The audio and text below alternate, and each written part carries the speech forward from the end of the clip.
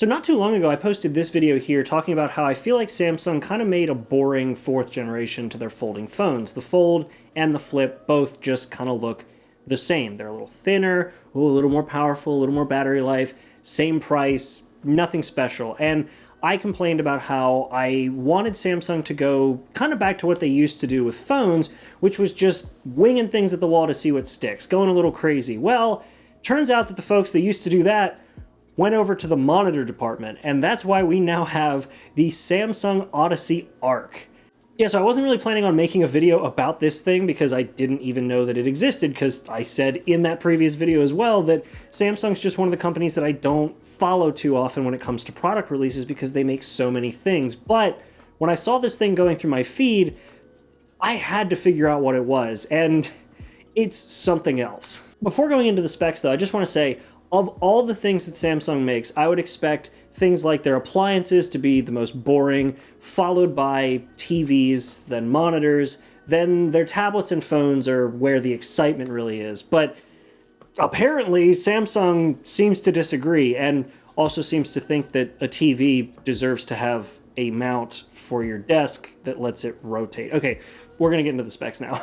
To be clear, Samsung is marketing this as a gaming monitor, but it is 55 inches. That's bigger than the TV that's sitting behind me right now. This is only a 43-inch television. And this one that they're making as a gaming monitor is curved at 1000R, and it is 165 hertz in refresh rate with a 1 millisecond response time.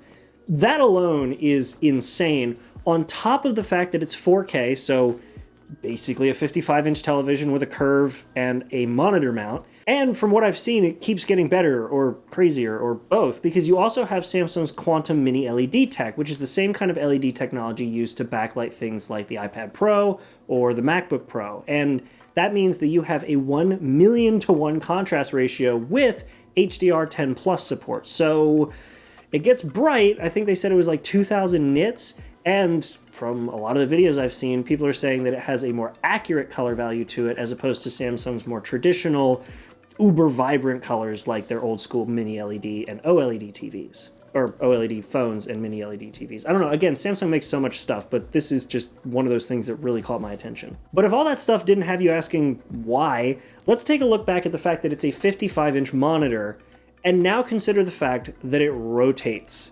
This is something that is just so unnecessary, but so cool. Like, I watched an LTT video on this, and one of the things that he did was play Doom on it, and the ghoul on screen was basically life-size. It's kind of wild. I wouldn't game vertically, that's kind of ridiculous, but it is, as many of the people in the other videos have said, like MKBHD and Linus Tech Tips, it's really good at playing stories, or TikTok, I guess, if you're watching TikTok.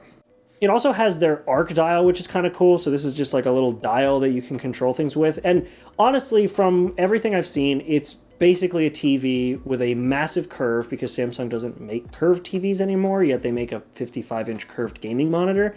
And it has their One Connect, I think is what it was called, which is basically a single cable that gets channeled down to a box with a bunch of HDMI ports on it, as well as, I think, optical audio and something else.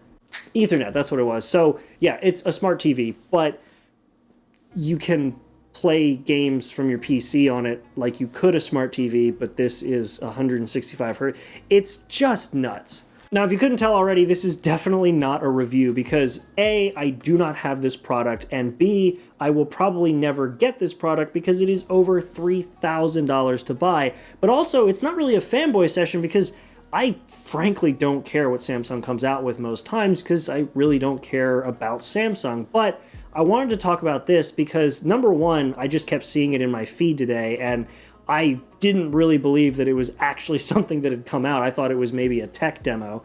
And two is because I remember seeing it as a tech demo at one of Samsung's CES booths when I was watching their coverage, and I figured that it was just sort of a, well, tech demo.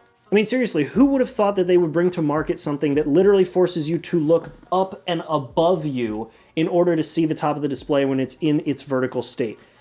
It's such a tech demo. If anything, I would have expected a tech demo to have come to market from their phone space, or maybe even their tablet space with like a folding tablet or something. But no, we don't get it from the TV. I mean, I guess technically we get it from TVs because it's 55 inches, but it's not being marketed as a TV. So we don't get a crazy TV, we don't get a crazy phone, we don't get a crazy tablet. We get a crazy gaming monitor that is so massive that you can literally break it into 3 individual screens on one screen. So while I might have complained in the last video about how the Samsung phone team definitely, in my opinion, dropped the ball with the folding phones and made them boring for this generation, the throwing crazy things at a wall to see what sticks team is still alive somewhere at Samsung. It just seems like that team has made it to the monitors and somehow convinced the marketing team that this 55-inch curved mini LED 165 hertz 4K TV that they made is actually a gaming monitor. I don't really have anything else to say about it. I think it's really cool. It's something that I'm probably never going to own myself because of how expensive it is, but I just think that it's so ridiculous, and I can't wait to go to a Micro Center and actually take a look at it if they have it. This is as ridiculous as like one of those extremely ultra-wide Dell monitors I used to look at when I would go to Micro Center that was like the length of 1/2 of my entire table. So yeah, I definitely want to go and take a look at this, but again, I'm probably never going to buy it.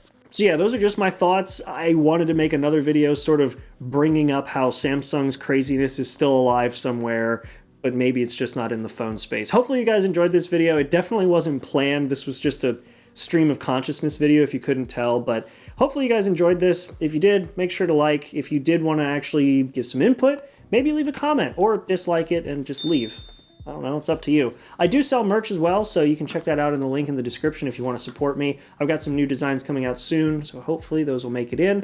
And aside from that, I will see you all in the next video. Thank you so much for watching, and have a good one.